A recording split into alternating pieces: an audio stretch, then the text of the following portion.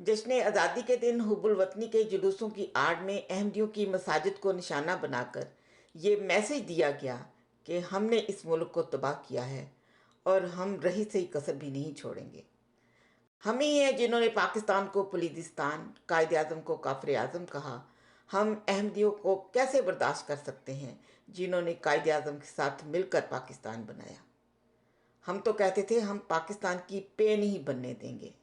واقعہ کی تفصیل کچھ یوں ہے کہ حب الوطنی کے جلوسوں کی آڑ میں آگے بڑھنے والے ہجوم نے پہلے نفرت انگیز تقاریر کی اور 275 کرتارپور میں احمدیوں کی 2 مساجد کو نشانہ بنایا۔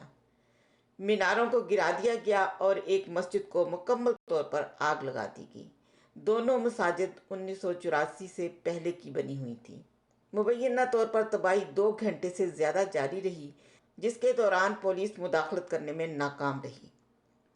ہجوم نے قریبی احمدیوں کے گھروں پر بھی حملہ کیا، پتھر برسائے جس سے کھڑکیوں کے شیشے ٹوٹ گئے اور مکین خوف میں مبتلا ہو گئے۔ کمیونٹی کے کئی افراد پر جسمانی حملہ کیا گیا، جس میں ایک نوجوان بھی شامل ہے جس کے سر میں اینٹ ماری گئی اور بہت سے دوسروں کو لاٹھیوں سے مارا پیٹا گیا، جس کے نتیجے میں متعدد زخمی ہوئے۔ پچھلے دنوں پورے پنجاب میں ناجائز تجاوزات کی آڑ میں بے شمار مساجد گرائی گئی اور حالیہ دنوں میں اسلام آباد میں راتوں رات مسجد گرا کر زمین پر پودے لگا دینا۔ اگر اللہ کے ان اشاروں سے تسلی نہیں ہوتی تو دعا کریں کہ اللہ تمہاری تسلی کرا دے۔